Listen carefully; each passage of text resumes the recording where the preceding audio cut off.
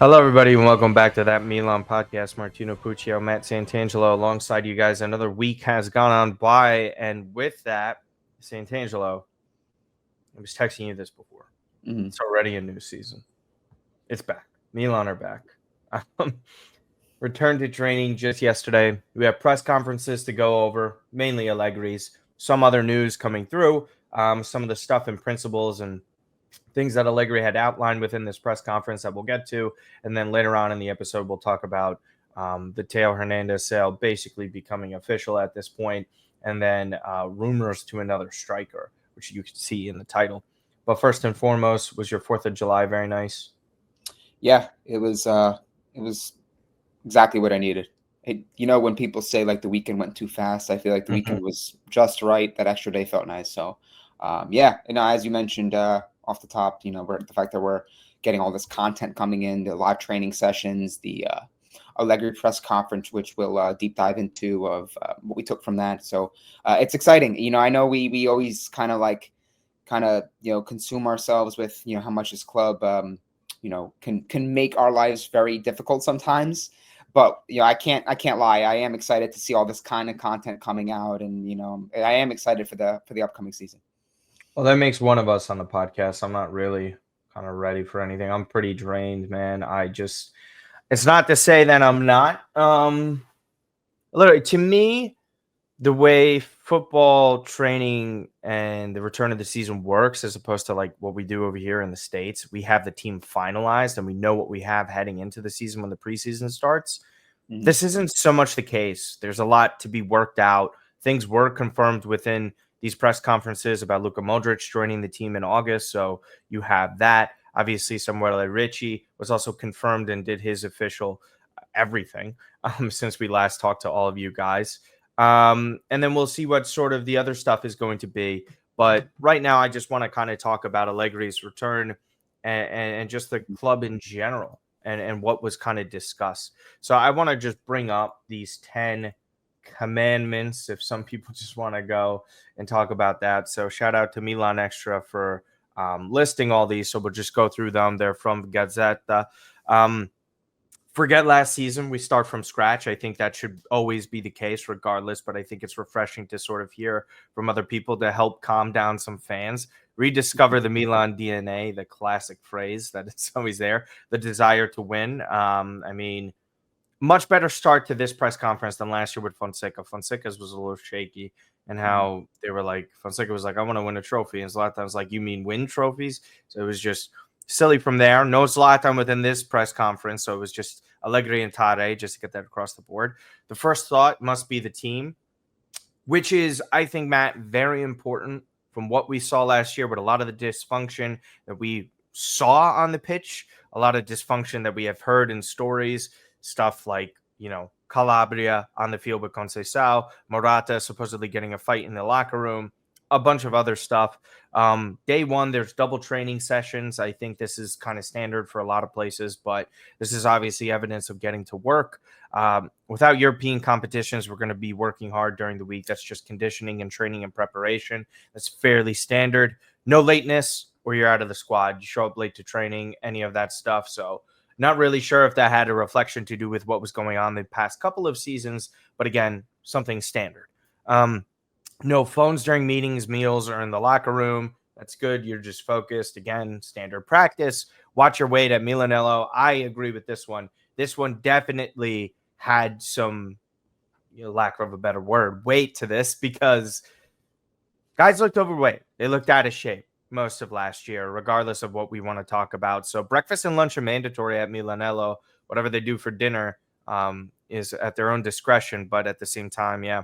So tough team, must concede the fewest goals of all. There was improvement year over year from the second place team to the 7th, 8th place team.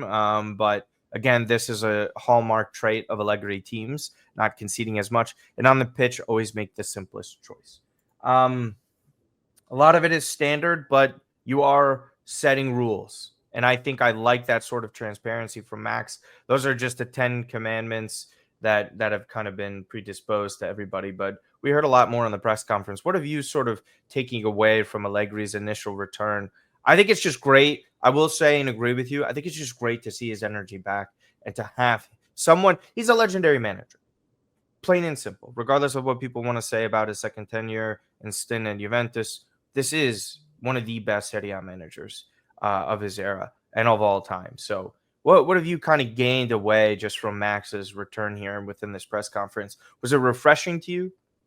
It was. I think that this is kind of what we expected, right? When you sign someone with the background and serial winning record of Max Allegri, you expect these sorts of tone-setting precedents, right? Where it's an emphasis on defending. The team that has always been kicking itself with fatal errors. How many times did we see over the past 2 seasons where Milan were in pretty good positions and then it's the catastrophic error that leads to a draw or a loss? And I think that having Max Allegri, who has that sort of pedigree and background as having such a strong defensive prowess, dating back to his Juventus reigns, which again people can say what they want about his second one, but the truth of the matter is they were still a pretty strong defensive team based on stats.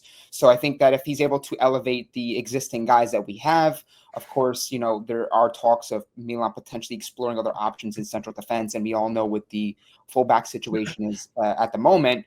But I think if Milan can be a little bit more fine-tuned, attention to detail, and get back to the basics of football and establishing that identity from the onset, I think that Milan will find themselves in a really good position. And the one thing I thought that really stood out to me, and again, I know it's optics, we're not there on the training ground. I know it was like an open session, there was a lot of fans, but you could actually visually see the live training session. I think it was available on the Milan app.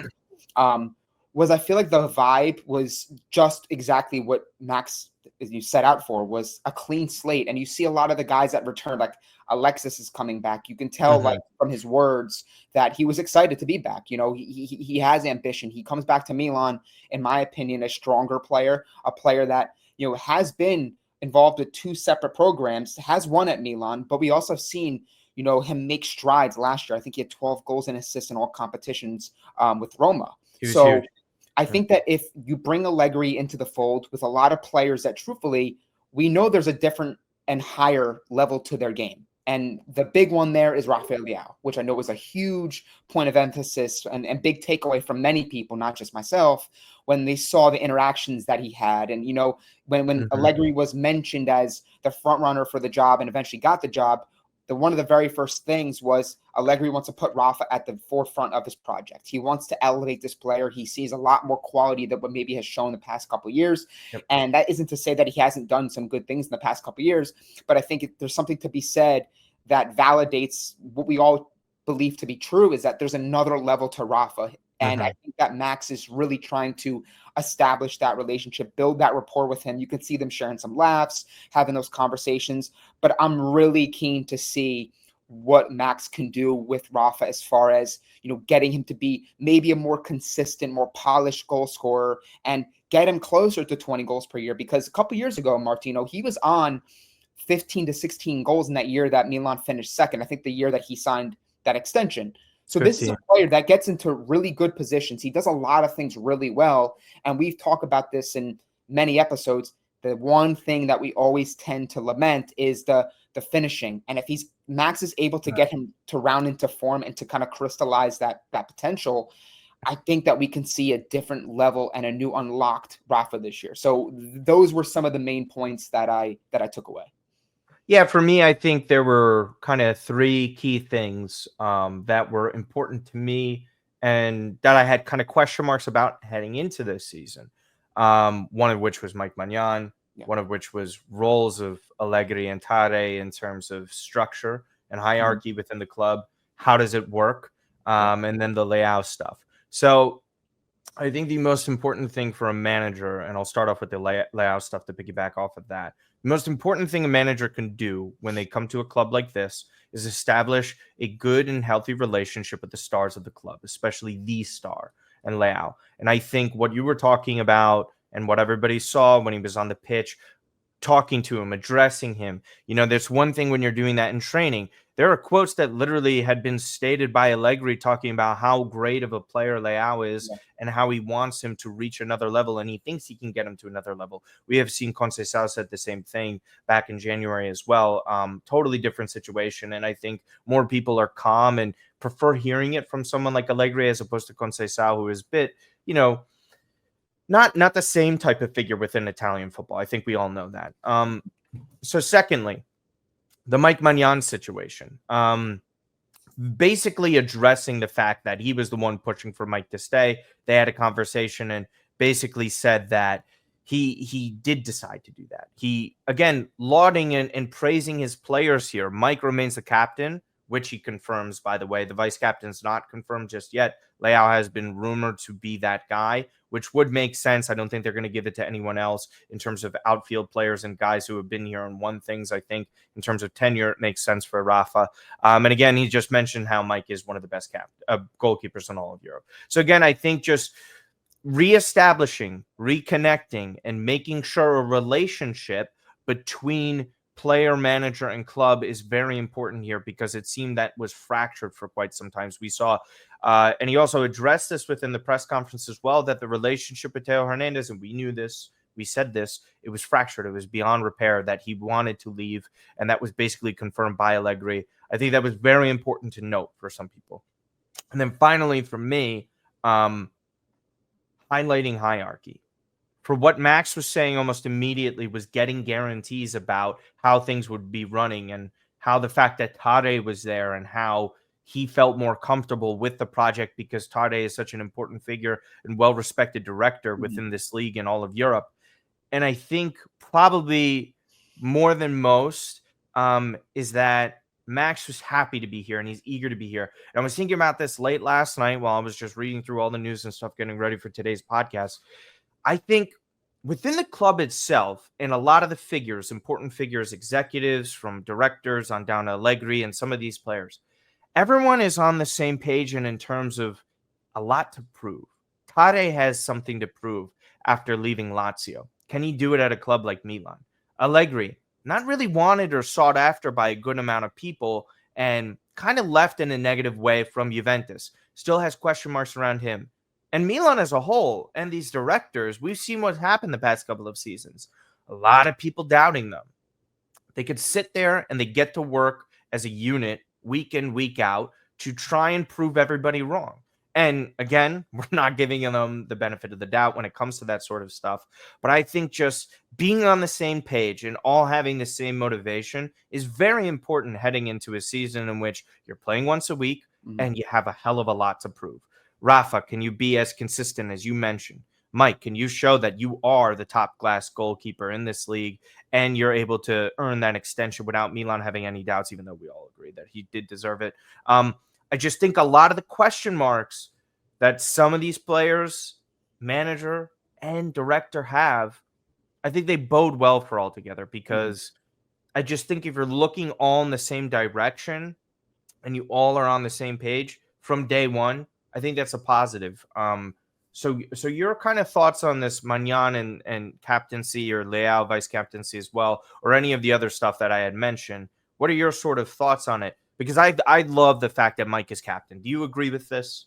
For sure. And I know that, amidst all the talks about the interest from Chelsea and him leaving, and, we talked about, rumors around those two exits, right? Him and Theo weeks ago, really very beginning, early stages of the summer, but prior to even to the Club World Cup, where we kind of discussed what are the probabilities of both these players staying, leaving, whatever. And I remained firm in my stance and belief that I thought Mike Maignan was a very important piece for us to keep this year. I know people would have said, well, flip him, get whatever you can. He's got 1 year left. You don't know what he's going to do this year. He's this age. He's shown a little regression, all those sorts of things. But I've been a firm believer in the man, Mike Maignan. On top of the fact that I think he's still a fine goalkeeper, even if he does have the occasional gaff in goal, which we saw last year. But the fact that, he is the reference point, you have a clear understanding of the captain. And this is a captain that, let's face it, guys, no disrespect to Davide Calabria, but this is a captain that's a working captain. And what I mean by that is a player that is your clear defined starter. Davide Calabria wasn't the starter. He was unseated by Emerson Royale. How could you really be a captain for this team, in my opinion, when you're constantly questioned about your role and your status in the starting 11? I think you need to be a player that's readily available. I think you need to be a vocal leader, a reference point, all those sorts of things. And that's what I think Mike Maignan brings to this team. And I think it says a lot that Max Allegri, who has coached some fine goalkeepers over the years and kind of understands what it entails in that role and what he asked from that position. And, the fact that he's so adamant and has been adamant from the onset that I want to keep this guy. I want to do everything I can. And I think it also says a lot about the pull that Max has. And I think that there were some guarantees and insurances he got prior to taking this job where he made an assessment of the team and he says, Mike stays, Rafa stays. Anybody else, you maybe want to Pulisic, fine, he stays. But I think he pinpointed who his key core guys that he wanted to build this new Milan around. And as you see right here, I would have no issues with this. And I think this is my final point. It kind of piggybacks off, the general vibe and energy I got from, the first days of training and, of course, Max Allegri's presser, which I thought was very, interesting. I took a lot away from that. Was very early on last year, the feeling around the team, it was like not optimistic. It wasn't pessimistic. It was very like, I don't know what we're going to get from this team. Yeah. And preseason told us a different story. We saw some things in preseason. Granted, you can't take too much away from preseason. But look how the early matches of the season looked for us, Martino. Yeah. Not just from a defeating standpoint from against Parma and having to come back late against Torino, but match day 3, you have Rafa and you have Theo on opposite sides of the field with the water break. You have, dysfunction when it comes to who is taking penalties. It felt like this group or the group from last year didn't really truly buy in to what Paulo Fonseca wanted to do and his way of the land, if you will. I think that with Max Allegri, for all the faults that people maybe kind of highlight around his more recent history, I think that this is an individual, a man that will command a lot of respect. He will bring that sort of presence into the changing room. And this is, for me, feels like a more positive Milan going into the new season for all the reasons that we know that Max Allegri can bring. Because truthfully, when you're a player and you're a young player and a player that still yearns for more trophies and more achievements, you're going to look to your coach and say, man, this guy's how many trophies has this guy won? He's been in multiple Champions League finals too. He's coached Buffon. He's coached top-end players, top-end attackers. Some of the best defenses of the past. Right. Like if you're a player, a young player, you're looking and chomping at the bit. Like, you got Max Allegri. Like, this is a serial winner here, and he knows what it takes to win here too. So I think that, guys, I understand people have their issues with management and Furlani and Cardinal. I get all that. I truly do. Yeah. But if you're just asking me how I feel about Max Allegri on the early days, I think it's very important what we're seeing in these early days, not necessarily match days, for him to kind of set the tone and mold this group and forge an identity now, which I think is very important. And I think he's actually doing that.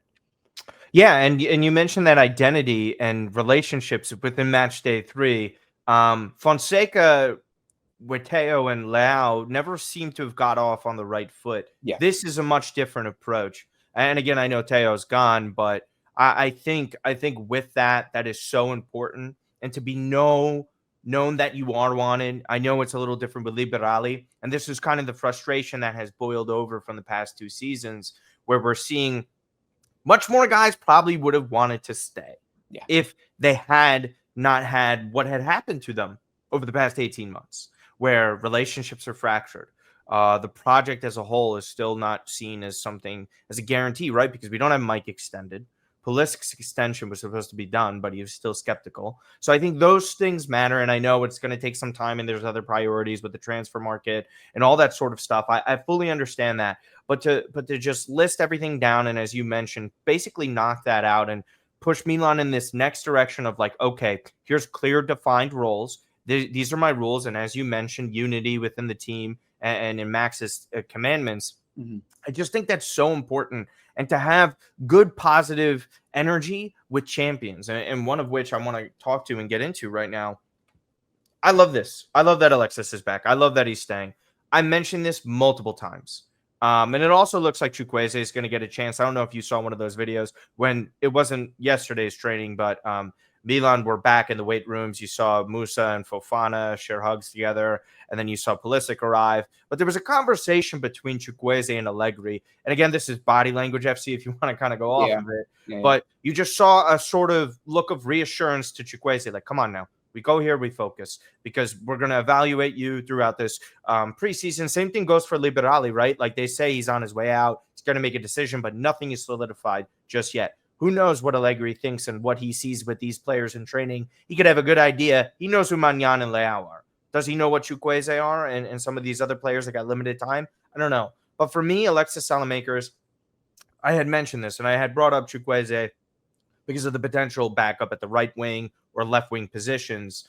Alexis was, you mentioned Roma. He was sensational for them. He was one of their better moves recently, and especially last year, a key player. He was also very good at Bologna, some people are forgetting. A side that did end up getting into the Champions League, and it was a side filled with wonderful talent. We saw that with all the exits and how many people and clubs were paying prices for these players. But Alexis was very fine there. And I like to remind people, going to two different situations, to two teams that had success, and Alexis was a key component in both of those sides, I think that says a lot. And you know what, Matt, out of the recent substitutes that we've had the past 2 years, how can you not sit there and say Alexis Saelemakers is comfortably better than quite a few of these guys? And hell, better than a lot of starters at a lot of other teams in this league. And just because he was a backup last year, I think he showed that. And most of all, he loves it here. Yeah. He wants to be here. I genuinely think this guy is a big fan of the club. And you know, I talk about it all the time. Mentality, energy, and a lot of people that also do. We didn't see a lot of that last year. I think someone like Alexis brings back that sort of energy. Milan off the ball, winning the ball, keeping possession. He's one of those guys that's an energizer bunny that this team sorely misses. And I think keeping him is massive. I really do. I think that this player is going to play a key role in this season. And I understand some people are a little skeptical because of what he was in his past tenure here. He was still a good player. Maybe not the most prolific of offensive players, but hell, look at him the past 2 seasons and tell me this is not a totally different player in the final third. Because I think he's much better than what he was. And I'm excited for this return. Because if you tell me a core of Alexis, Pulisic, and Leao, Matt, for wingers, that's a really solid foundation when you're playing once a week. I also think what's interesting about this homecoming, if you will, for Alexis Saelemakers is the fact that, you know, he was pawned off on 2 separate clubs. And when you see that, you're typically, okay, the guy's future is clearly away from Milan. But the fact that he was willing to go away to Bologna, have the success he did there, then go away, come back. He actually did pretty well in preseason last year and played a couple games for Milan in the Serie A season. I think he started the first game at right back. I think he started the first game at right back. Left back against Torino. Left back against Torino, second game, right? Mm-hmm. How many coaches have we seen across multiple clubs rave about the player? Yeah. Mm-hmm. That has to say something. In my opinion, that has to say something. You could say, oh, yeah, you know, this isn't about getting players who are, you know, loyal and always, you know, these sorts of things. Because if you're good, this is what Milan want. We want good players. They need good players. And I fully agree with that. But this is a player that took those opportunities in stride and says, okay, I'm not going to completely sever ties with Milan. My story isn't over at Milan. He's come back. You see the words, and I quote tweeted something, you know, late last night. It's getting very difficult to not want to root and support this player. He's went away twice. He's had success in both clubs under multiple coaches. One of them being Claudio Ranieri, I might add, who is one of the best Italian managers in recent memory, in my opinion. Most underrated, yeah. Both very underrated, and someone that really, truly has an understanding of what it takes to play at this level. Comes back with the right mindset, is willing to play anywhere. Max Allegri, before even seeing him, says, I want to keep the player. And I understand people says, well, we can turn Alexis into maybe 15 to 20 million and we can get another player. But you don't know what that 20 million, 15 million turns into, guys. Yep, correct. That player can turn into a very much an unknown, a player that doesn't translate, a player that doesn't buy in, a player that doesn't understand the club culture and ethos and what we're trying to do here. So I understand people having the reservations, but I try to see it from a positive standpoint of The coach wants the player. I We agree. back the club. Let's support the player, because what has this player done to deserve any sort of hatred or animosity from anyone in the fan base, aside from maybe the frustrations of the fact that he's not Ronaldinho or a top end player? Because he went like a very long time without scoring a goal as an Correct. offensive player. Correct. Really, But really where it came from. But Yeah. this is but he's come to this club in years ago, and we knew he wasn't He this. cost $7 million combined. We knew he wasn't this high end revered product coming out of Belgium. He was a guy that came in the same January window that we were going after Anthony Robinson. That deal fell through. We went and got him for around a similar fee, if I'm correct. It was 7 million total, yeah. Right. So, but basically, to wrap up my points here is, I can't quite wrap my head around why people are so forceful in wanting the player to leave when he said all the right things. He does the right things in training. He's got the right mindset. He's good for the changing room. A lot of the players love him. And he's come back with a little bit of a chip on his shoulder too, because again, I don't think his Milan story is finished. You see a player go to 2 separate clubs, he's done. He's not coming back, right? He's not going to play. He might train until he finds another solution. But this is a player that clearly adores playing for Milan and understands why Milan is such an important club in football history. Yeah. I think you're right, and that also plays into what I was saying about the motivation behind so many of these players. And there hasn't been a team really dragged through the mud in the media the past couple of years like Milan have in Italy, and rightfully so. Like, we understand everything in the direction is coming from fans, it's coming from opposing fan bases, it's coming from the media. We all know what's been going on, right? And they never do themselves any favors. I think adding someone back like this, and again, it just matters. He does all the little things that help you win. We saw that multiple times within the Scudetto winning season. How many times did we see his work rate be unbelievable? And guess what? Max, you could laugh at his tactics. I think someone like him in his system and what he asks of some of these players, Alexis could fit in perfectly. If they try a 3-back system, what are they going to be doing there? And I have a fully like, one thing I can't kind of look past, and I know we didn't list it in here from me, just real quick, Pavlovic with Allegri. I'm very curious to see the work that he's going to have with him, because we're talking about a manager who's very pragmatic. Defensively, the structure is so sound. Rarely see anything like that. You're going to laugh at me, but last night I was watching a match that I'm not sure how many people watched this. I watched it live years ago. 2 players scored goals in this game that'll make you laugh. One was Kaká's 100th goal against Atalanta, and then Brian Cristante also scored in the same game. And Max was the manager at the time, and I was just watching it. I was just like, let me go back to see how awful we were. And we were bad. It was bad. But when you were kind of watching and looking at the match, and I've seen hundreds of Allegri matches at this point, it's so structured and so sound. How does that work with someone like Pavlovic, who runs like a headless chicken and makes a bunch of reckless decisions? How many opportunities is he going to get? He is the true left center back with a left foot within this squad right now, right? Tomori, Chow, and Gabbia, excuse me. They're all right-footed center backs. How does Pavlovic fit in with this? His mentality, I like. I've seen flashes of Pavlovic. Last year, and I say, point this out. Yeah, I think flashes is also, and I say this in the nicest way possible, they were rare flashes, but you could see something there. However, I am skeptical when playing once a week and you're talking about the standard is Scudetto. And Allegri talked about this too. And I found it very interesting. I'm sure you remember this. When he was talking about laying a foundation within the first few months to be prepared to try and win the league in March. Yeah. That's always been his like. I remember like he had an actual famous quote that I don't know the exact quote, but he always mentioned it when he was at Juventus, was like he always wanted to get his team in that position where come March they're ready they're in the final stretch to win a title. And I think again people can look and underestimate all the factors of a given football season, right? And a squad, and say, well, we don't have this quality here, we're deficient here.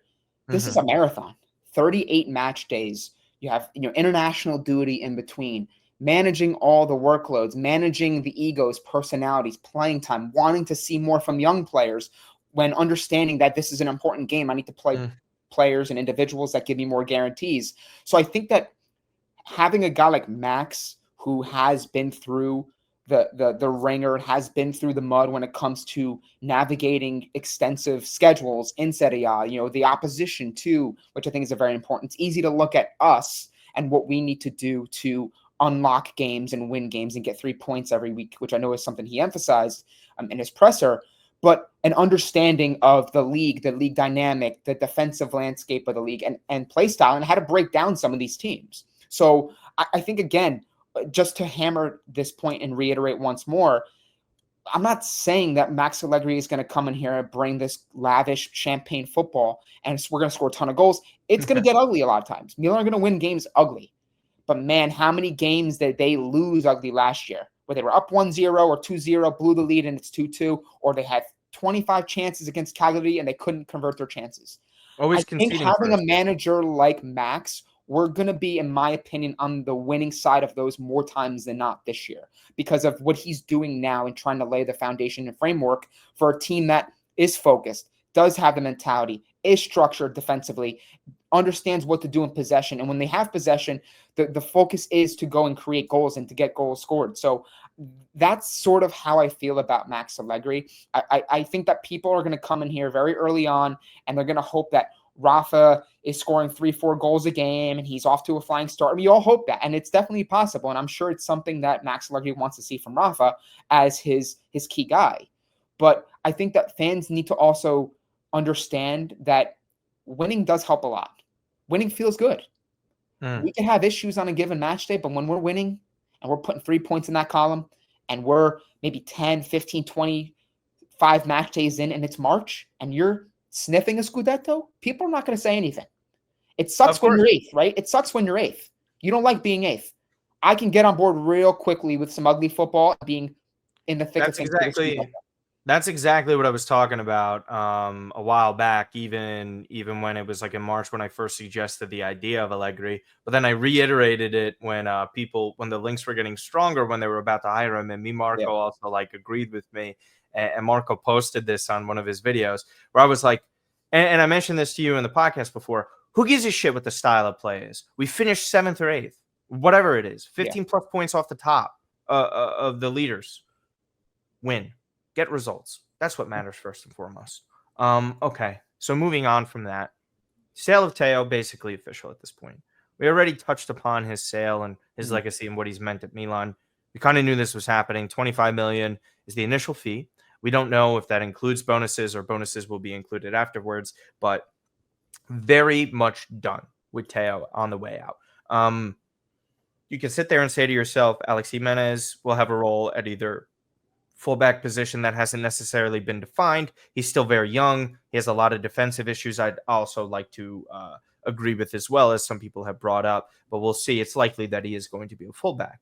Milan are going to have to get 2 fullbacks. I mean, it's fairly simple. Florenzi on the way out. Royale likely on the way out in terms of a loan. I doubt he stays. Bartezaghi, he's with the team right now. Probably going to find a solution for him to go and play somewhere.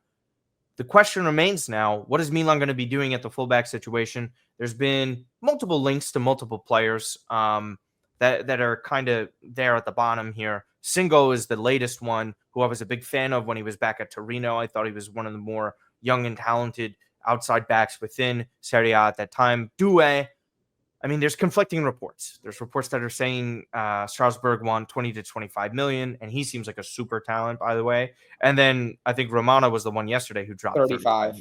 So if it's 35, guys, not a chance. And then Archie Brown, who I'm not very familiar with, but that was another name that was floated out there. And there's been other profiles. I believe Ali had talked about one of them. The name is escaping me right now, so go and check out the Sempre Milan podcast with them. Was it the Almeria fullback? No, it was a fullback from Monaco. I forgot his name. Okay. I thought obviously that isn't Singo. I think it's the left back. Yeah. Something with a V maybe. Yeah, I'll look it up when I toss it to you. So for me, listen, I think there's names and a bunch of them out there. I don't foresee Milan spending more than 25 million at either position. I'd be surprised if it's 25 million, it would be maxed. at 25, like including bonuses. If that were the case, if the player would be that talented, but I kind of don't foresee that. Yeah, I mean, we've kind of been all over the place. There were links with Cambiaso as well, Destiny Udoji, but we know those names are highly unlikely for Milan. Milan's fullback situation, I guess we could start at the right back side of things because those are the stronger links right now. Singo, for me, familiar with Serie A. I think he's talented, not fully this great right back in terms of the modern game. He's not particularly elite at being offensive, but he does a good job of getting forward at times. So in the other aspects of the offensive game, solid defender. I don't think he's necessarily terrible. I'm not really sure what the consensus is of a lot of people, but from what I've seen, I liked him. I don't think anything over 20 million is worth spending for this player. Who are you gauging and what kind of name that might not be linked with Milan out there right now? I think there's too many names and too many different gray areas of what's going on that I can't narrow in who Milan are going to be going for at right or left back. So it's tough for me to kind of say. We've seen the links to Firpo, and then I guess Dodo was another one within Serie A. So those are kind of the names that have been floated out there. Matt, what is a name that you've kind of liked that Milan are linked to? Is there someone in particular that you would want to go in for? And how much money do you actually see them spending on either of these positions? Because I think we're both in agreement they're not going to be exceeding anything of at least or at the most of 25 million. So I think it's really interesting too, because I think that, there's still a lot of dominoes that are and chess pieces that I feel like have to maneuver themselves into Yashari situation. Yeah, Yashari, which we know is going to cost a lot, regardless if it's an extra million or two. It's still a substantial amount of money Milan are investing in this area, which by all accounts would probably round out the midfield. It seems, though, that based on Allegri's words also, that he did mention, he's like, I got Musa, I got Bondo. He mentioned the names. And now I know things can change in the market very quickly. And Musa, we can see maybe on his way out, but a lot of the moves for him have kind of cooled. And that was, remember, a 25 plus million fee that many fans were anticipating to come in to Milan's coffers. That's not going to come, at least as of right now. So on top of that, Malek Chow, right, where Milan agreed to a fee for 25 million with Como. That's been established by multiple reports in Italy. He hasn't agreed to that. He seems to prefer Germany. So I think there's a lot of things that have to kind of work themselves out before Milan would ever envision stretching beyond their comfortability when it comes to the fullback position. De Kuiper, same thing. Milan valued him at 15 to 16. Club Brugge wanted 20 million. They got around 20 million, I think, plus bonuses or add-ons from Brighton. Right? So I think that you're looking at the entirety of the market that Milan still has to play out. On top of that, we still discuss it, and we will at the very end, I'm assuming, the striker situation. So if you're looking at Yashadi for 35, almost 40, you're looking at a striker potentially at least a 40 million, we would assume.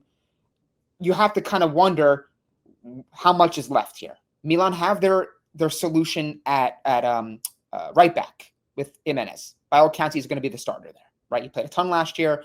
We saw glimpses. We saw him get a good body of work that we probably feel as fans he's ready to get that opportunity, right?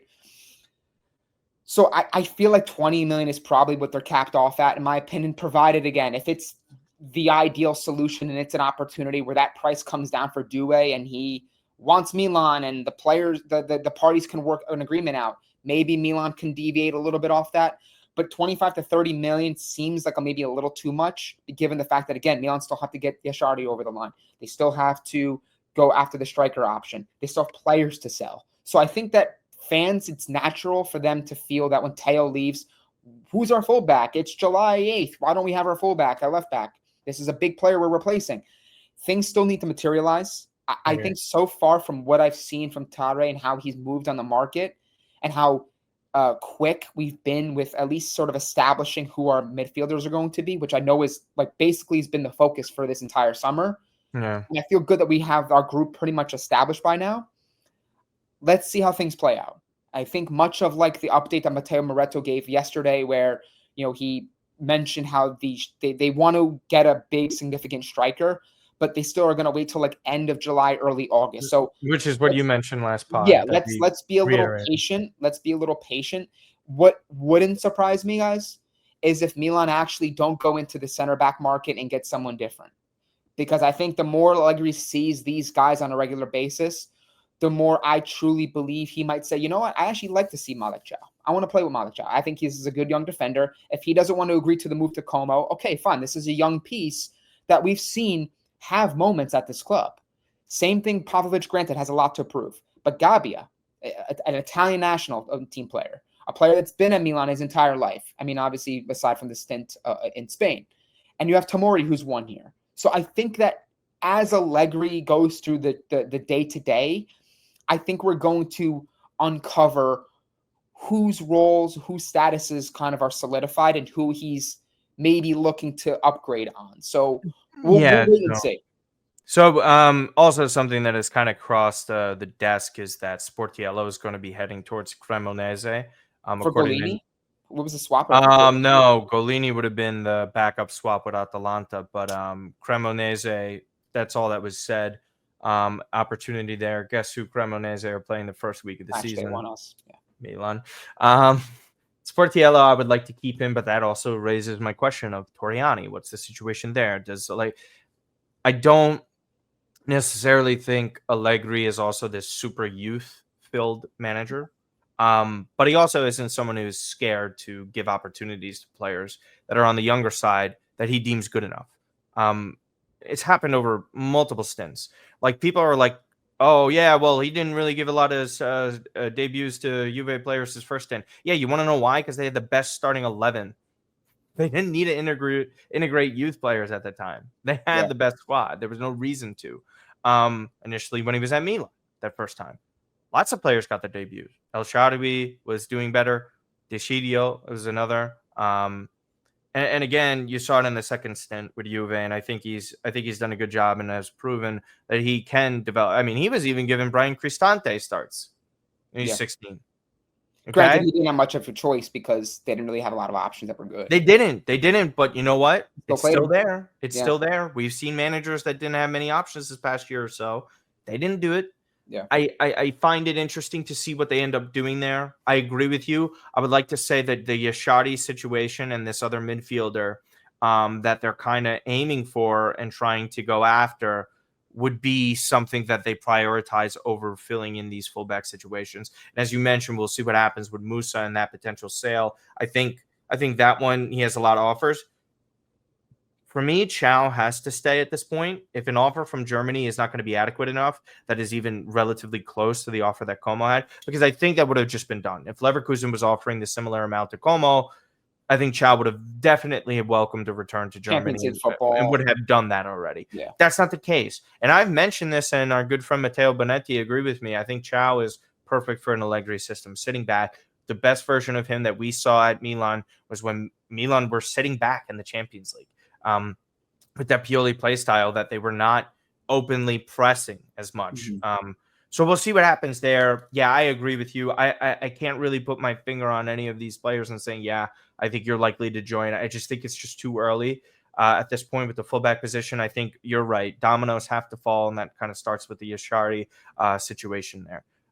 So moving on to the final topic of the day. This one has been brought up recently. Skeptical, not skeptical of this. This came out from Luca Bianchi. And again, this was a rumor, not a rumor, a report that he floated that Victor Boniface of Leverkusen, a champion, a really important and contributing player to that side, is a possibility for Milan. The figure was defined as not impossible, which is very funny wording considering how this club works. Listen, I think this also doesn't fit the Giroud profile that they were talking about, so it doesn't make sense in that regard. I will say, in terms of differentiating the style of what Santi Jimenez brings and what Boniface brings, they contrast one another. They can complement one another. They bring different things to the pitch. My main concern is with Victor, we see the goal scoring output there and the statistics. Those are very good numbers. You're like, oh, wow, that's great. Then we look at this, and it's worrisome for a player at his age. As we could see over here, there's 2 ligament injuries that he's had in his career. And those were early on. Then we see other injuries catch up to him in recent years, especially with Leverkusen, where he's missing matches over multiple seasons. There's no denying, Matt, that there is an injury history there with this player. For me, I think that the talent is good. A lot has to happen, and this is still a risk for Milan. And spending money on a player for that, like say we keep it simple, it's like 40 million, right? That's a big risk for Milan. For someone who hasn't played in Serie A, it's going to be an adjustment. I think he could be good. Don't get me wrong. I really love this talent. I like this player. Is he going to be healthy? I mean, it's a big question mark. I think more importantly, Martino, is if you're spending that amount of money, reportedly, right, 40, 50 million, right, Sure. assuming it's upwards of that much. Yeah. I want to feel as a fan, at least, that this is a clear-cut better striker than what we have. I know we're looking for a different profile, so it's difficult to maybe compare like a Santiago Jimenez from, someone else that's more, catered to being outside the box and coming into the midfield and doing all those sorts of things. But man, if I'm going to go after a guy like Victor Boniface, sorry for the guys and gals in the comments that are going to kill me for pronunciation. I know Boniface, there you go. It's just simple. Boniface, right? Victor, right? I think that if you're going to spend that much money, I think that has to check every box. There has to be little to no concern. Granted, there's no absolutes in football. Very few, if that would say that, okay, we get this player for 40 million. He's going to come. He's going to score 20 goals for us, and away we go. But if you're having concerns about injury record, you're having concerns about like, well, how much better is this guy than Santiago Jimenez? If he comes to this club, do you think that he's going to get the vast majority of the starting nods in the big games? Do you think that he's the player that you would put in over Santiago Jimenez? For me, I'm spending this much money, reportedly 40 to 50 million. I want to feel good about the signing in the sense that, okay, clear cut, like we're getting an upgrade on what we have. No disrespect to Santiago Jimenez, but 50 million for a striker, like I'm talking like you're getting Victor Osimhen, fine. You're getting players like of that ilk. That's like you bring him in, there are no concerns whatsoever about what they're going to produce. So while I do like the player and I do like what he accomplished in the past couple seasons, despite the injuries, one of the big things that I do have some concern over and some doubt over is in a very high offensive system and team that he had with Bayer Leverkusen that was historic, called like his fantastic team. Xabi Alonso isn't there. Is this a player that is a byproduct of Xabi Alonso? Is he a player that, no, he's just flat out very good and what you see is what you're going to get? Or is this going to be another case of we get a player who is very good somewhere in Germany and he comes to Milan and man, he goes 5, 6, 7, 8 games without getting a goal and now it's a problem. And then there's injuries. And now it's like, what are you going to do with this guy? Yeah, so exactly why. Yeah. I think that if Milan are spending that much money, again, my final point, it's got to be clearly established that this guy is the number one striker and he is a definitive upgrade on what we already have, in my opinion. I think definitive talent-wise, yes. I have zero questions about that. I mean, Santiago Jimenez, so say what people want about him. I like Santi a lot. I like Santi a lot because I think he's shown that he's clinical. Yeah. Santi just puts the ball in the back of the net. And in the dysfunctional team last year where he wasn't starting, he was a little banged up. He still I like Santi. I think the what he is a victim of, and I've said this multiple times, is that he's not your modern, I can do everything for you player. And you know what? And I've said this time and time again, sometimes you just got to do your job and your main job. Like in the NBA, for example, like if people are just like getting upset that like certain players or point guards in particular don't drop 25 to 30 points a game. Well, you know what? Do they do a great job of facilitating? Do they do what their main focus and job is, right? Like Theo. Sure, some guys might not be great offensive producers. Can you defend one-on-one? Can you be a stellar left back defender? Can Santi just put away the finishes? And I'm not sure what the conversion rates were, but from the eye test alone, Santi was taking a lot of his chances, and you had mentioned that too. They just got to create him for him. I think Victor Boniface, it just the reports are conflicting. Again, shocker out of Italy. when Boniface is the name floated by the same guy who said Milan would be, paying upwards of 40 to 50 million by Luca. And I'm not even like upset at what Luca's reporting. I totally understand where he's coming from. He's doing his job. But like it just goes against what Tade is saying, a Giroud type profile. This is not that. This doesn't make sense. It feels like we're in for like another Mr. X. That's what it feels like. It feels, again, I think, as I mentioned in the previous episode, when it comes to the striker situation, which again, like, be sure to follow us on all our socials. Like, we'll update you guys as we get information, our thoughts and opinions in the immediate when they come out. But I think that as you're seeing some of the dominoes fall, like Guerreras looks like he's leaning towards and going towards Arsenal. Then you have Osimhen, who looks like he really wants Galatasaray, but they don't want to cough up the money that Napoli wants. So now it's like, what's the solution there? Is there any realm or any possibility of Milan entering negotiations for a guy like Victor? Because again, if Galatasaray are offering 18 million salary. I know he's going to cost a lot. I get all that. I truly do. But again, if the player is not going back to Napoli, if Galatasaray are not coughing up the money, where does he go? Where's the Premier League? He's going to go to Saudi at that point. Does he? He's not. I don't know. I think he doesn't want to. He could have gotten. They're rejecting. They don't find 60 million sufficient, and they're not going to offer a salary for that. You're talking fee and salary. It's hard enough to get this club to get to a fee. I don't know in that range. Listen. What do I say all the time? If I had it my way, Jurgen Klopp's already the manager of this team. If I had it my way, Theo signed and extended. If they're supposed to be the big club that they're supposed to be, Reinders doesn't get sailed, then you keep on adding. But that's not the reality we live in, and I understand where you're coming from. It's just Victor Osimhen is the ultimate pipe dream. It just is. There's zero chance of that happening. You're likely to look at a Dusan Vlahovic come through that door as opposed to anything else. And I am telling you this right now. And this isn't any inside information. This is the way the news is breaking, what Juve are trying to move in the market, and how Milan are trying to move in the market, and what opportunities are there, and how kind of Redbird operates, and how Juve need to offload money in players, and what his salary is like. I'm telling you, this Vlahovic thing is not going to die. This is going to be dragged out. And I think what we're kind of talking about right now seems... I think we're jumping the gun, not us, but I think most people are jumping the gun on what they're going to do at these fullback positions and striker position when they're trying to settle other jobs. I don't think we have a clear-cut idea when these other moves are not going to happen. For me, I guess profile-wise, like what do they want? For me,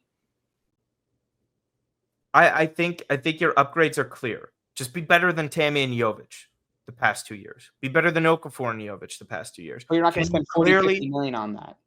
That's my point. You don't need to spend that. But if that's what all the reports are suggesting they will be doing, then that's what the conversation needs to be had at. Because Allegri wants a 20-goal scorer. How much does a 20-goal scorer cost? It's gonna have to be Retegui and have to figure out a way to get him. He's currently in talks with Saudi League. They're in talks, but he's also like questioning the move for his career. But he's already. If a player, in my opinion, especially during a World Cup year, knows that he could stay at Atalanta, he could be successful there, he could have options elsewhere. He doesn't have to move to Saudi if he doesn't need to, especially at this particular moment in his career where he's peaking at the heights, where he just won Capocannoniere. I think that it's silly to make that move. I think he knows that. I don't think he wants to do that. Same thing with Vlahovic. Vlahovic doesn't want that move either. I think there's specific players. Osimhen wants it either. I'm just saying. Osimhen just wants money. And I think he and his entourage are insane. Saudi were offering it. It looks like he doesn't seem like he's quite sold on them. Because they don't also want to pay the money that Napoli are asking. This is a tug of war on three. No, Saudi said they would trigger his clause. I have not seen that. But if it's 75 million, then he still wants a lot of money to be in a competitive league. No one wants to do it with. First of all, I don't even understand why no Premier League side would do this.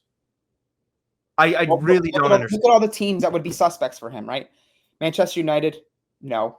They have guys on their team. They seems like they're going to still go with Højlund and Xerxes. They're looking at the guy Bemo. I don't really know the name fully. I'm Mbembo. Yeah. Mbembo, yeah. Him. Yeah.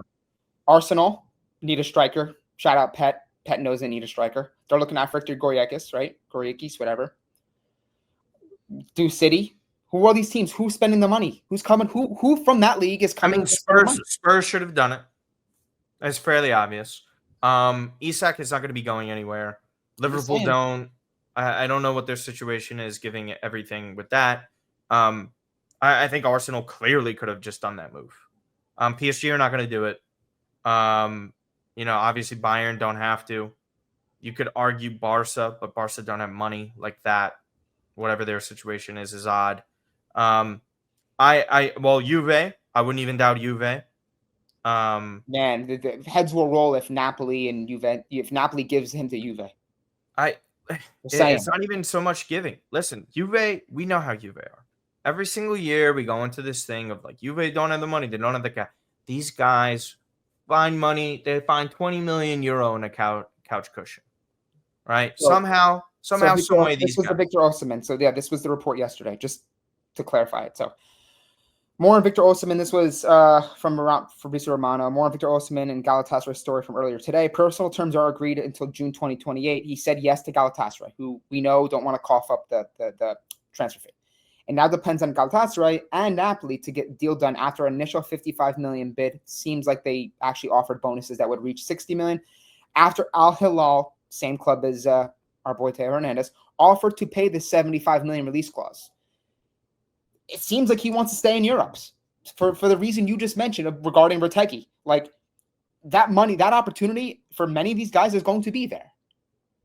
They don't want to go in a World Cup. Look at Theo. Theo didn't have the suitors in Europe. Yeah, he had no choice really but to go to Saudi, right? Yeah, that's what I'm saying. In a World Cup year, they just these guys don't want to go. They don't want to go. That's why I think the Morata situation I know is kind of not fully over the line yet because of the Osimhen stuff, and Galatasaray want to keep that, and Gala are in such a weird, fascinating position regarding that. I just think at the end of the day, Milan need more sales, and it's fairly obvious. Yeah, I think it's just obvious, and I don't think they're going to be getting a name at striker that we're going to be like overly excited about. I'd be surprised. I think if they get a name at striker that really excites people, it'll probably be the most exciting move that they've had since arguably Bonucci, honestly.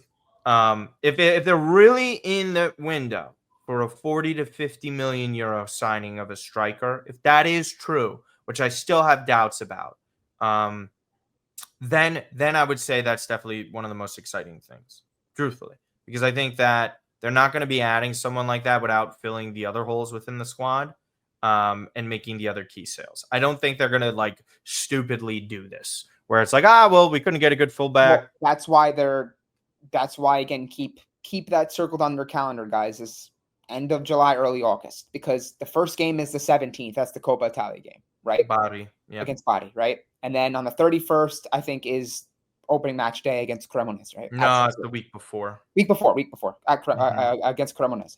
So if you want to make that such of like tidal wave acquisition, by the end of July, early August, you pretty much have a general understanding of what your team is going to look like, plus or minus a player. Your big investments you typically would probably make by that point on the exit side or on the acquisition side. So I think that's kind of, if Milan don't go in a position at that point where they say, okay, now we're going to go after someone big, or we don't have the finances, or we feel like the market isn't working for us to go after someone of that caliber and price range, then I think you could see them going after like their secondary, tertiary options of someone that is, to your point, Martino, an upgrade on what they had on Jovic and Tammy Abraham. Someone that can rotate in and out with Santiago Jimenez, that maybe cost them 15 to 20 million, give or take. And who knows? This is kind of just my final point, my last thing that came to me. The more this drags on, the more the saga surrounding Dusan Vlahovic drags on, the more the things vanish and come in and out when it comes to Milan like him. They are willing to talk to him, but the salary. And then it's like Juventus trying to freeze him out. He wants the money. Then he's willing to talk. The more that prolongs, the more I think that Juventus might be in a position where they have to cut their losses, because keeping a player in the stands and frozen out of the squad who is clearly isolated at this point brings them nothing. I I've So said keep it. an eye. I think keep an eye on that. That's what I feel like is. That's what I've been trying to tell Yeah, people. but I'm telling you.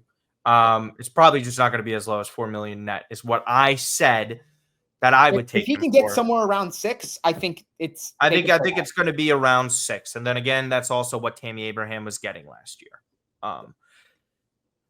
Do I think he's worth that? And our good friend Enrico Silvestrin also was saying I wouldn't even take him, even if it was for half. And I understand where Enrico's coming from.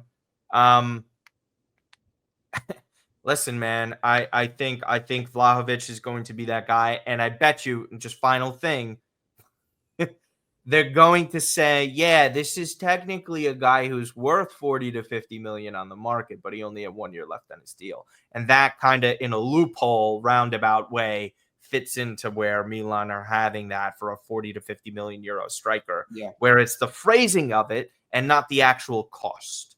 Yeah. Because if Dusan's on a 5-year contract, right? Relatively decent deal, he'd probably cost you 40-ish to 50 million. He probably would. He'll probably go for 20 in the final year of his contract. We could do the math here, right? We could figure this out and how the market works. But that'll pretty much wrap it up. You guys let us know what you thought about everything in the press conference with Max Allegri, what they might do at the striker position. It's really going to be interesting how Milan operate these next 5 to 6 weeks or so within the transfer market. It's certainly going to be interesting. I'm not overly excited for anything just yet. Have to see the replacements. Waiting for the news of Yashadi to get over the line, see if Milan actually get that done. Supposedly, as of today of the recording, it's 1 p.m. on the East Coast in the U.S. We are waiting today for an answer from Club Brugge. For me, I wouldn't actually be surprised if we see Yashadi land in the morning in Milan. I think at the end of the day, Milan are going to blink. They'll figure out a way to get close to 40, and then they'll. I don't see how. At this point, I don't see how the deal collapses. In my opinion, I think Milan have done too much. They're too far invested into the negotiations. That the player, like if you didn't like the player enough, you would have said we're not going to 40. Like we're out. Like at this point, you're so far and so close to 40. What's 39 versus 40 or 38 and a half versus 40? That's what I'm saying. Yeah. Like so. It's going to get done. It's just again, it's going to be like a season. Yeah, listen, it is how business works. So we'll see what ends up happening there. I think Yashadi gets over the line. Thank you guys so much. So again, don't forget to follow us everywhere. Subscribe to our other channel, That Milan Pod. Again, That Milan Podcast on Twitter at That Milan Pod. Everywhere else, again, subscribe to us on Spotify and Apple, wherever you get your audio platforms. Subscribe to this YouTube channel right here. Like the video as always. And any other final comments there, Matt? No, as always, just thanks to everybody for liking, subscribing, following us. We're booming, especially on TikTok. So if you guys are on TikTok, shout out to Martino for all the work he's done in boosting our presence and profile on there.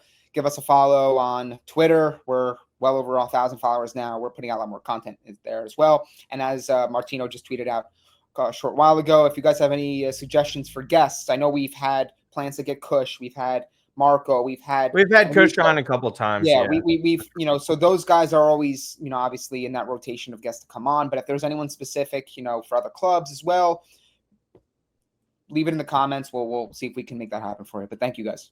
Yeah, thank you guys so much. Other than that, take care.